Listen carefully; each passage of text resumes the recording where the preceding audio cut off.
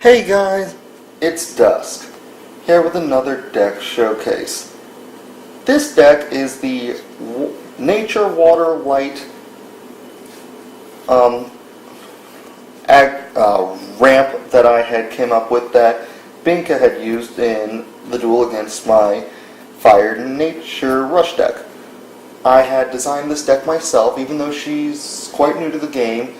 After a bit of experience with this deck, she will do some damage. This is hands down, I believe, the best deck I've ever made. Unfortunately, she added a lot of cards to it, which I'll get to later, and that really slowed down her progress. But here's the deck as follows. Starting with the ramp engine. The ramp factor. There are three factions of this deck: ramp, draw, and beatdown. For ramp, we start off with 3 Razorhides. Whenever this creature attacks, level 3, 2000 by the way, you have the chance to put the top card of your deck into mana. 3 Bronzearm Tribe. Whenever he gets summoned, level 4, 1000 by the way, top card of your deck, directly to your mana if you wish. Now with all these, I wanted to add a couple Bronzearm Sabertooths, but I'm gonna be honest, if I add anything more to this deck, it should be low level blockers, and yeah, too much ramp that would end up sending it into mana anyway. Such as 3 copies of Sprout, level 2 Shield Blast, cast it, top card of your deck into mana. Even late game, this is a good card because it's a free mana bait, simple as that. I love nature. I don't believe you can have enough mana. Now, doing the transition from ramp factor into draw factor, 3 copies of Reap and Sow. A lovely level 4 spell, while not a shield blast, very powerful and common, so you probably have more of these than you care to count already. But for those who don't know what it does, you pick up the top 2 cards of your deck and look at them.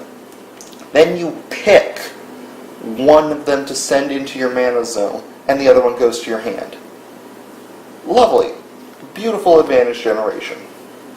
Now the next card I normally run in 3s, but I was aiming to only do 40 cards in this, and that was a mistake as this deck drains itself rather quickly. Heaven help you if the enemy has cards like Scythe and Forklift Tankler Urgle to drain your deck more. So I will probably be adding more blockers like I said, but for now there are 2 copies of Breach the Veil. A lovely level 3 Shield Blast that lets you look at the top 5 cards of your deck, pick 1 creature, show it, and put it in your hand. I consider this a semi-draw because you are basically just drawing a card, only you're getting a chance to pick one you need out of 5 selections. I normally use this for the light creatures of this deck, which I'll be getting to soon. Continuing with the draw factor, 3 copies of Aqua Seneschal. Much like Razorhide, whenever this level 3 2000 creature attacks, you may draw if you wish. There are a few cases where you don't want to do this, but they do happen. Of course, 3 copies of Logoscan. Tap 3, draw 2. Very simple. Now,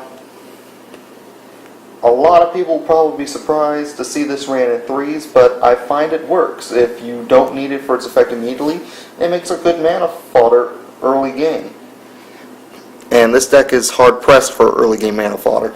3 copies of Reef Prince Urgle. Level 5, 2000. Not the best number-wise, but he comes with a great effect that's similar to Breach the Veil. When you summon him, you look at the top 4 cards of your deck, pick any of them, and add them to your hand. And just like with Breach the Veil, I forgot to mention this, all the other cards go back to the bottom in any order of your choosing. Now the best part about this guy, since you didn't have to prove it was a creature, or spell, whatever, you don't have to show the enemy what you picked.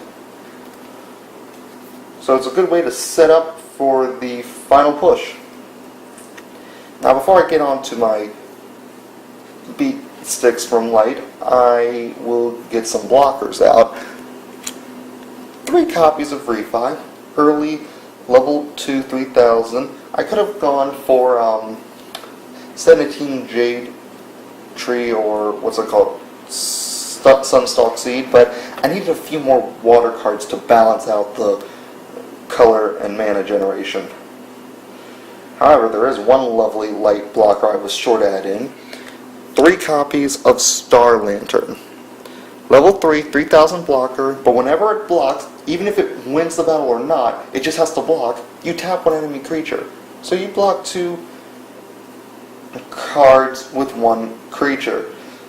Or, if you like playing this way, you tap an enemy's blocker, you not only block their initial attack, you made sure one of yours can go through safely.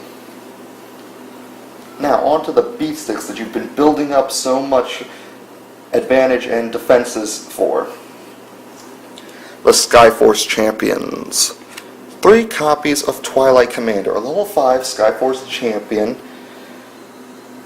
with 5,000 power. Did I say 4 or 5? It's 5, you can clearly see that, so yeah.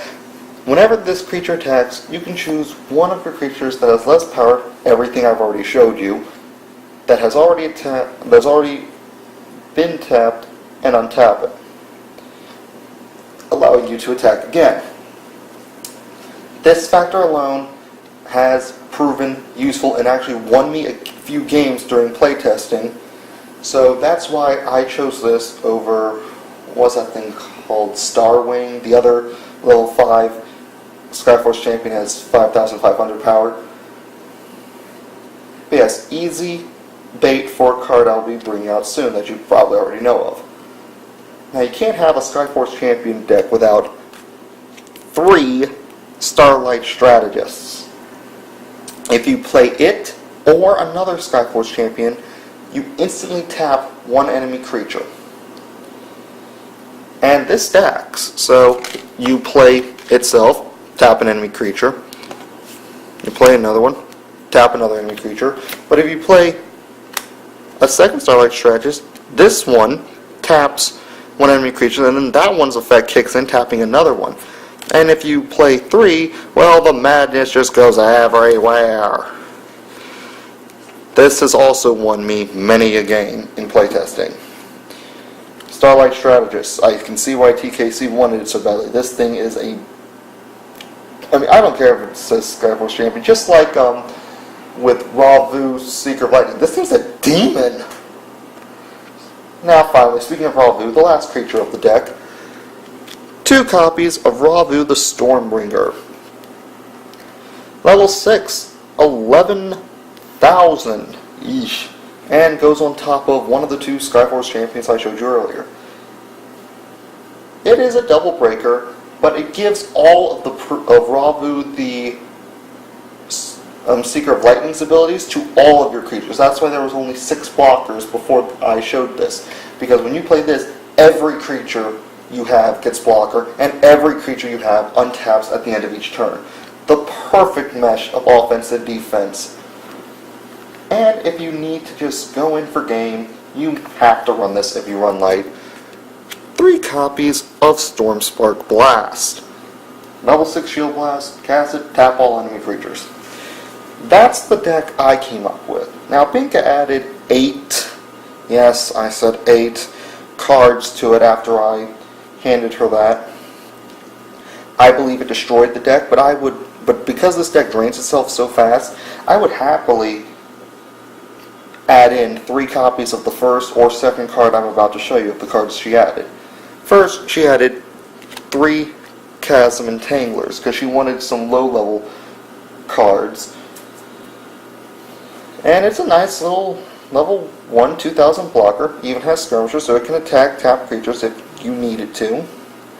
And I think she added this one just because it was cute, but it helped balance out the deck when she was done adding stuff. 3 Cyber Sprites. Same thing, only water and has guards so it can't attack at all. And for the life of me, I don't know why she added this, but 2 copies of Xenomantis. That was the version she was running.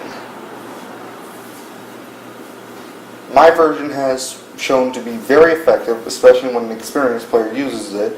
She has a bit of playing to go before she can bust out the combos I could probably do. I'm probably going to use this in a later duel video when showing off an opponent's deck showcase if I ever get the chance or volunteer at League. But yeah, that's the deck. Tell me what you like with a comment below. Like and subscribe if you're interested in the videos. And if this is your first time checking out one of my videos, by all means, please check out the channel introductory and the Downtown Duelist Kaijudo Edition introductory video. Well, again, this is Dust. Hope you all have a great day. I'm out.